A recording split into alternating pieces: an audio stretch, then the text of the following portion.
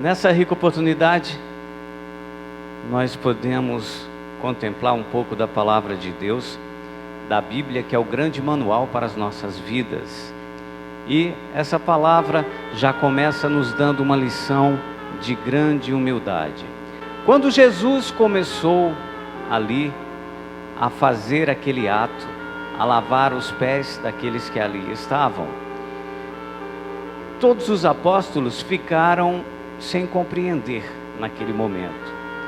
E começaram a indagar a Jesus: olha, Jesus, por que fazes isso?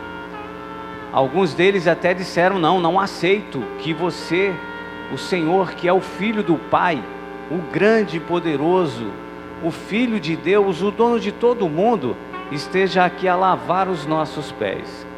Jesus então falou que aquele que não aceitasse que ele lavasse os pés, não teria parte com ele. Aleluia.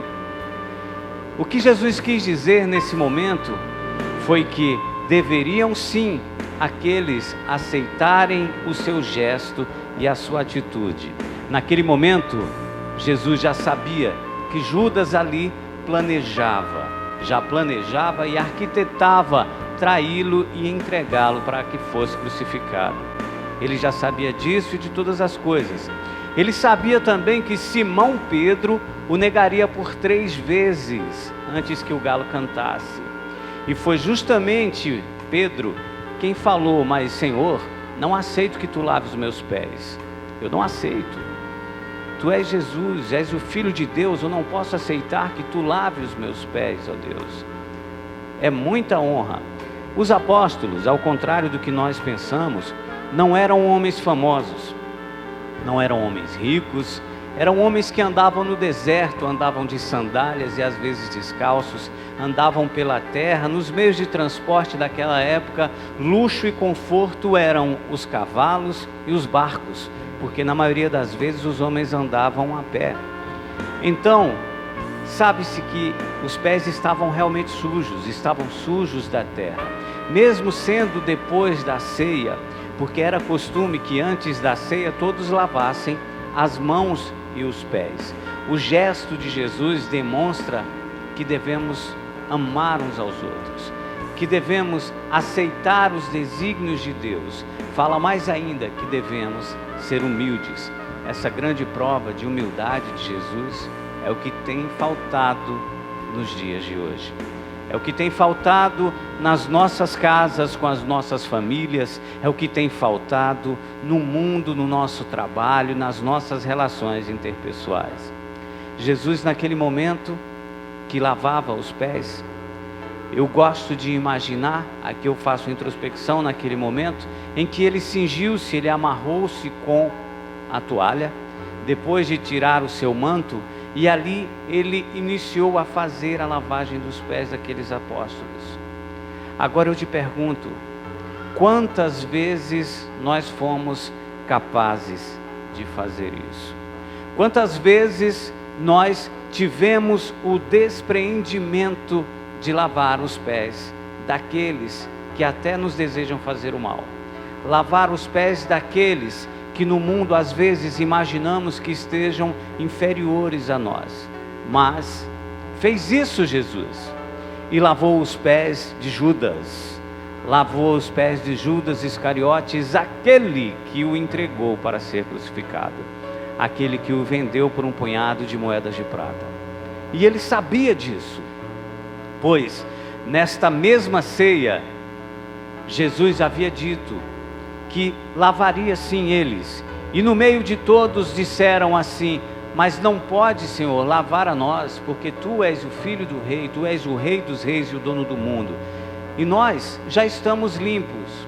E Jesus então confirmou, disse: eu sei que entre todos vocês está apenas um que não é limpo. E naquele momento aproximou-se dele Pedro e disse: quem será ele, Senhor? E como várias e várias vezes Jesus deu a demonstração do seu conhecimento, da força e o poder que tinha, e disse: é aquele a quem eu entregar o bocado molhado. E Jesus naquele momento pegou um pedaço de pão e entregou para cada um dos apóstolos. Isso antes de lavar os pés. E um bocado ele molhou ao molho, passou ao molho e entregou a Judas. Só que na hora que foi lavar os pés de todos os apóstolos, ele não fez escolha, ele não fez acepção. Ele poderia muito bem ter chegado e dito: não, Judas, não vou lavar os teus pés, porque tu és um traidor. Mas pelo contrário, no momento em que ele entregou o pão, no momento em que ele entregou aquele bocado a Judas, ainda disse para ele: se vais fazer, então faz logo o que está planejando. Foi como se ele dissesse: se você tem que fazer isso, então faça. Naquele momento o inimigo, o diabo, entrou no corpo dele. De semelhante modo, meus irmãos, isso acontece na nossa vida. Às vezes as pessoas estão de pé na nossa frente e muitas vezes nós não dialogamos com pessoas. Muitas vezes nós falamos com potestades, com pessoas espirituais. Muitas vezes está à nossa frente, encarnado em um ser humano, o próprio diabo, naquela pessoa que quer te escarnecer, que quer te humilhar, que quer te tirar dos caminhos de Deus.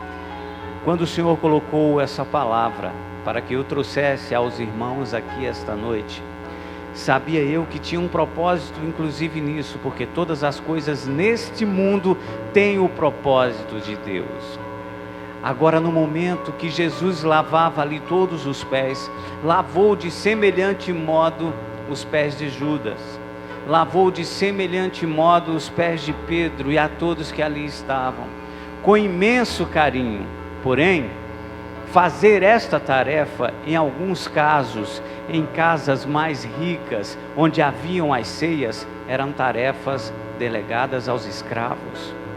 Quando haviam aqueles banquetes e chegavam naquela época as pessoas que vinham de camelos ou vinham a pé pelo deserto, numa terra pedregosa, numa terra de muita areia, muita sequidão, chegavam as pessoas sujas, e para assentar-se à mesa ou sentarem em grandes tapetes, que também era costume da época, era necessário que lavassem as mãos para comer o pão, porque de costume não utilizavam-se talheres, e eram de costume lavar os pés de bom tom, porque você sentaria e seus pés ficariam vistos, você ficaria descalço por um respeito àquele ambiente que você estava, então teria que lavar os pés. Na maioria das vezes, quem fazia isso eram os escravos que faziam aquele trabalho. Os escravos que se ajoelhavam e lavavam os pés daquelas pessoas que vinham se fartar daquela refeição ou que chegavam àquela casa. E Jesus, o Filho de Deus, aquele que pouco tempo depois daria vida para nos salvar, estava lá de joelhos, lavando os pés de Judas.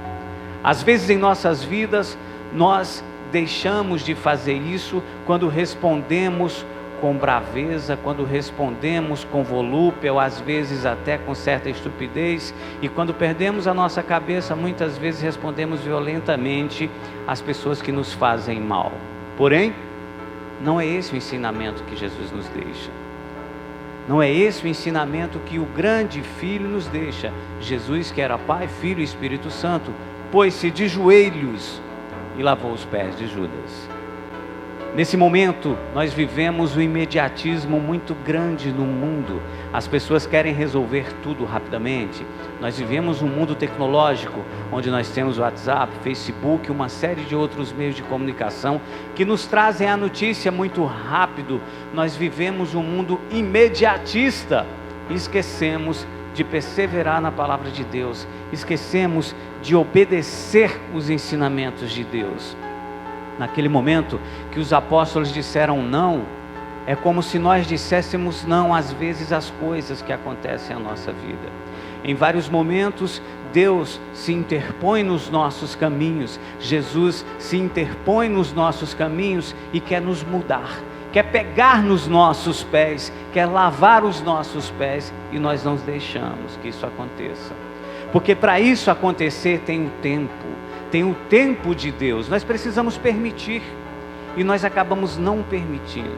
é aquela obra que nós queremos fazer, aquela coisa que nós queremos que aconteça e nós queremos que seja rápida, que seja imediata, e não percebemos que os problemas que estão acontecendo, nos impedindo às vezes de dar aquele passo adiante, é Jesus que está lavando os nossos pés para seguirmos adiante. A palavra do Senhor nos fala de 1000 maneiras, e sempre que você abrir a Bíblia, em qualquer um dos versículos, em qualquer um dos capítulos, a palavra será sempre de amor e de humildade, será sempre de busca na obra do Senhor e de renúncia às coisas do mundo.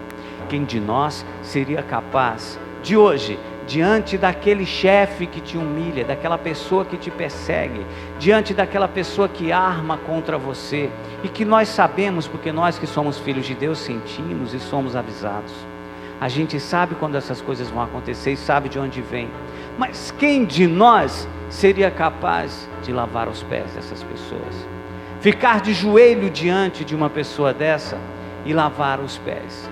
Não é um gesto simples de você ajoelhar-se, não é um gesto simples de você lavar os pés, é o gesto de humilhação, é o gesto de humilhar-se diante daquela pessoa, dizendo para ela o seguinte: olha, eu te amo tanto que eu me ajoelho diante de ti, eu te amo tanto que eu lavo os teus pés sujos, eu te amo tanto que eu beijo os teus pés, pois a palavra de Deus nos conta que assim o fez Jesus.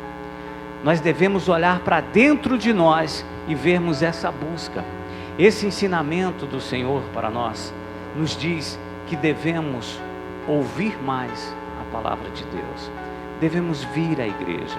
Nós lavamos os nossos pés todas as vezes que viemos à casa do Senhor, porque quando nós estamos aqui, a palavra de Deus nos diz que onde 3 ou mais estiverem falando em meu nome, ali estarei. Então nesse momento nós sabemos, e eu posso afirmar e sinto a presença do Filho de Deus nesse lugar.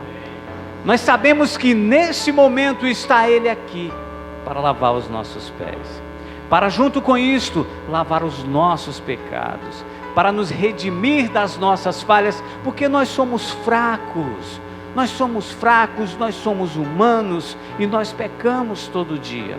O que nos mantém na terra e a garantia que nos tem do céu é simplesmente a misericórdia de Deus. Quando Jesus ajoelhou-se naquele momento, fez de semelhante modo um pai ou uma mãe quando vai lavar os pezinhos do seu filho. Sabe quando a criança começa a crescer e você tem que abaixar-se para lavar os pés ou ensinar que ele lave os pés? Daquela forma estava Jesus. E quando ali os apóstolos disseram mais, o Jesus, como pode tu fazeres isso? Jesus respondeu e disse-lhes: o que eu faço não sabes tu agora, mas tu saberás depois. Nisso disse-lhe Pedro: nunca me lavará os pés. E respondeu-lhe Jesus: se eu te não lavar, não tens parte comigo. Se você não tem partes com Jesus, com quem você terá parte? Com o inimigo. Então quando Jesus disse: eu não lavar os teus pés, tu não tem partes comigo. Eis que bato à tua porta. Ele vem todos os dias bater às nossas portas, e às vezes nós deixamos passar, e Ele vem todos os dias para lavar os nossos pés, para tirar os nossos pecados, para nos fortalecer, para nos dar o caminho certo.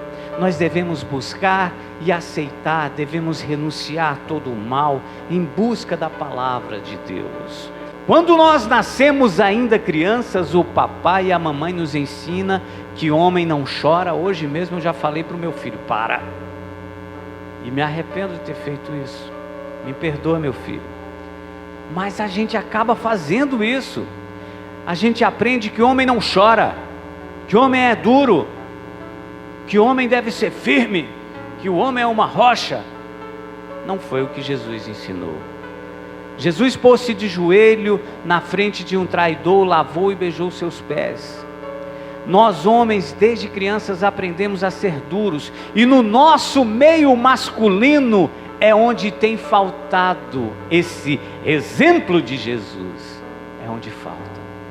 Irmão contra irmão, dentro das igrejas, de todas as denominações. Tem sempre uma briga, tem sempre uma confusão. A mulher é mais fácil. As mulheres resolvem o problema, uma fala com uma, que fala com a outra, que ficou chateada e fica triste uma com a outra e pronto, fica por aí, demora um tempo, fica chateadinha, chega um dia, resolve. Os homens não. Nós somos guerreiros, fomos criados para ser guerreiros, o mundo nos ensinou a ser guerreiros, e esquecemos de ouvir o exemplo de Jesus, que foi um grande guerreiro da humildade. Aí onde o irmão levanta contra o irmão, aí onde o irmão deixa de perdoar aquele que o fere, onde o irmão esquece de perdoar aquele que deseja o seu mal. E aí onde entra o exemplo de Jesus. É o que nós devemos fazer, é o que nós devemos buscar. Perdoar quem não merece perdão não é fácil.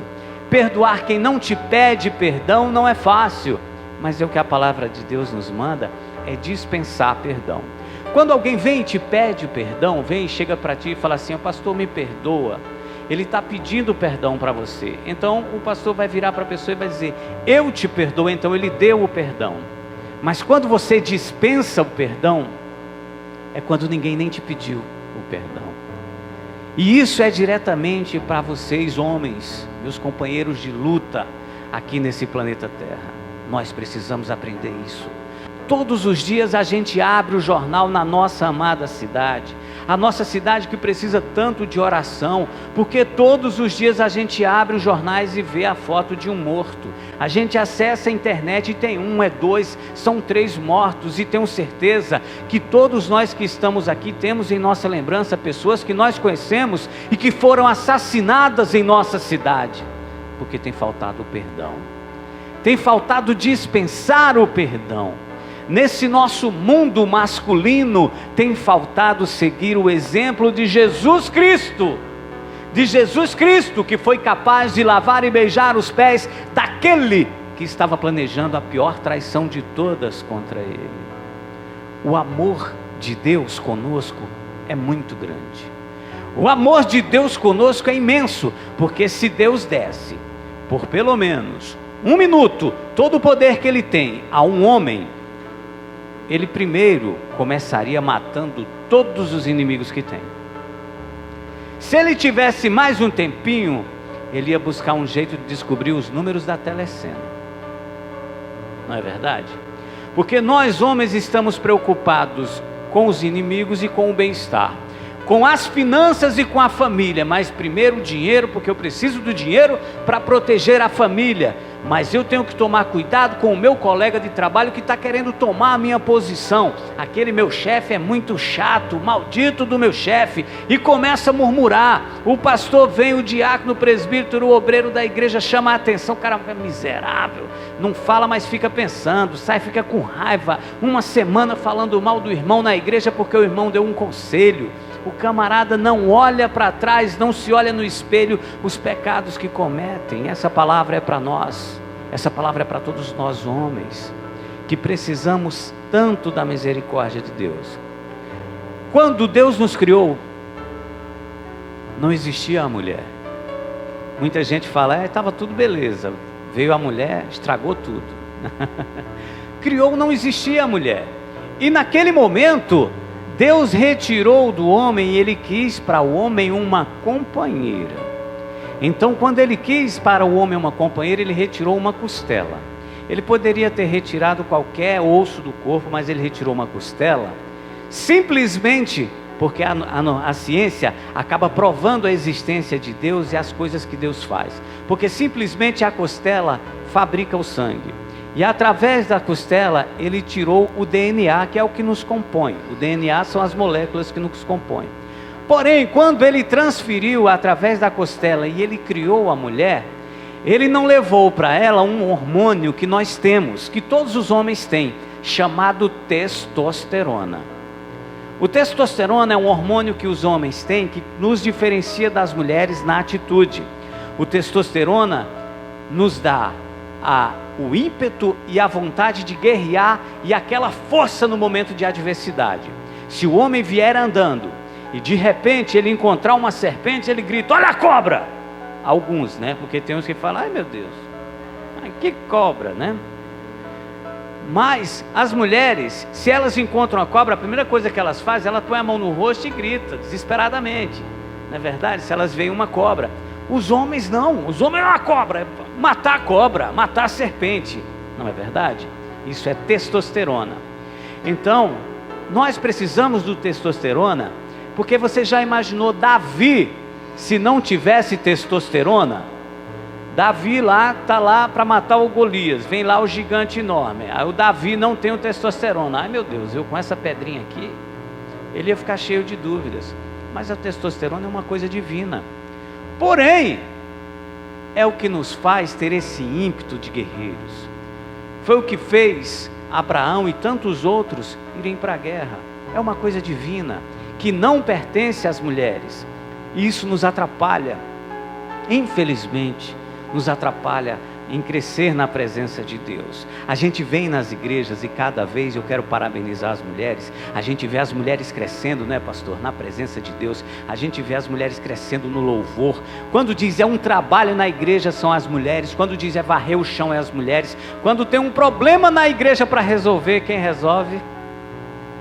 Não ouvi, quem resolve? Quando existe um problema na igreja, quem causou? Fala mais alto para eles ouvirem. Quem causou o problema nas igrejas? Está vendo? Não sou eu que estou falando. Eu pensei que elas iam dizer outra coisa. Eu tinha essa esperança que elas iam dizer outra coisa. Mas está faltando para nós homens ouvir o exemplo, o grande exemplo de Jesus Cristo, que era homem e veio como homem para a terra, porque o Pai dele quis que assim ele viesse. Quis que ele viesse como homem para a terra, para que ele experimentasse. Ele experimentou, ele foi tentado. Satanás chegou até ele e falou bem assim, falou: olha, até onde a tua vista alcançares, todos esses reinos serão teus, renuncia ao teu pai. Nós ouvimos coisas assim todo dia, nós ouvimos quando você está lá no seu trabalho e alguém diz: não, dá um jeitinho aí rapaz, a gente racha esse negócio aí, ninguém vai ficar sabendo não. Quando o camarada está falando uma coisa dessa para você, é o Satanás que está dentro dele. Assim, de semelhante modo como Satanás entrou em Judas, da mesma maneira, da mesma forma, nós, como homens, como varões da igreja, como legítimos representantes, e entre nós, em nossas veias, corre o sangue de Adão, nós sabemos das nossas falhas, nós sabemos da nossa batalha. Aquele ditado de matar um leão por dia é real. O mundo de hoje imediatista, nós temos que todo dia levantar com a mente focada no que vamos fazer o dia todo, porque se nós não trabalharmos dessa forma, nós não conseguimos pagar as nossas contas, nós fazemos as nossas famílias passarem vergonha. Então nós temos que trabalhar e batalhar e correr contra o tempo. Às vezes falta tempo para a família, às vezes falta tempo para a palavra de Deus, às vezes falta tempo para ver o exemplo de Jesus. E essa palavra que o Senhor colocou em meu coração hoje, para vir e trazer aqui, diz o seguinte: o Senhor Deus está falando para esta igreja, para todos nós, até para mim, homens, vejam, observem o exemplo de Jesus Cristo, que lavou os pés daquele que lhe traiu, daquele que queria te fazer o mal. Nesses momentos de imediatismo que nós passamos no mundo, muito esquecemos da palavra de Deus. Ouvimos e buscamos a palavra de Deus na igreja, e da porta para fora nós esquecemos.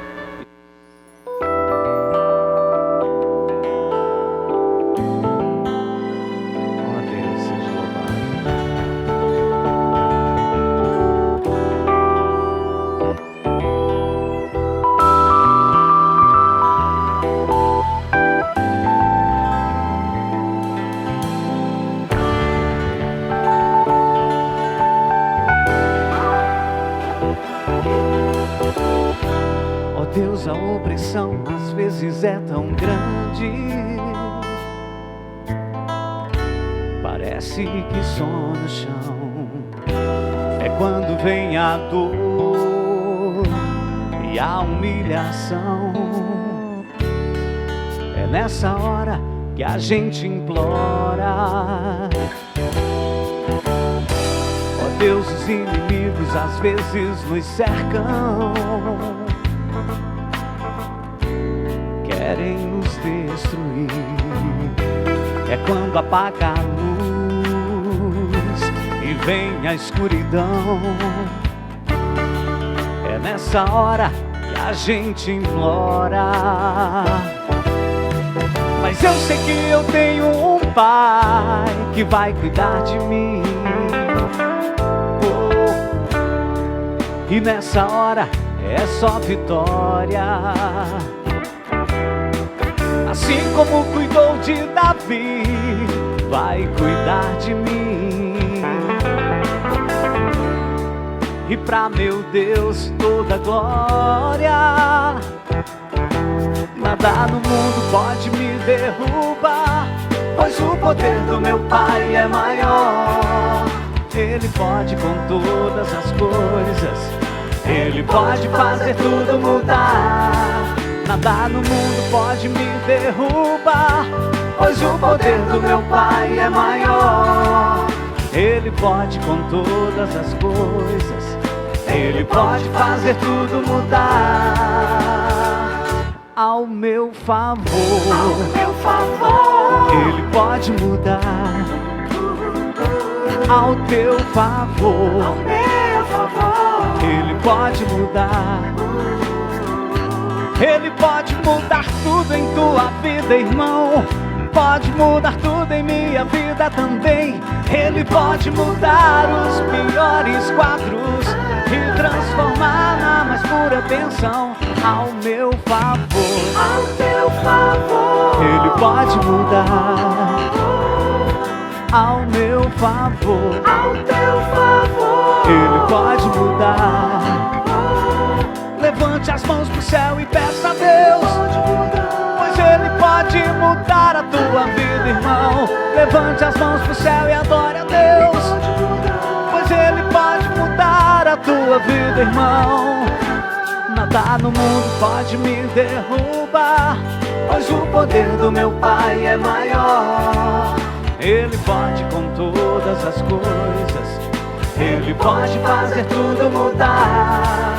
Nada no mundo pode me derrubar, pois o poder do meu Pai é maior. Ele pode com todas as coisas, Ele pode fazer tudo mudar. Ao meu favor, Ele pode mudar tudo. Ao meu e ao seu favor.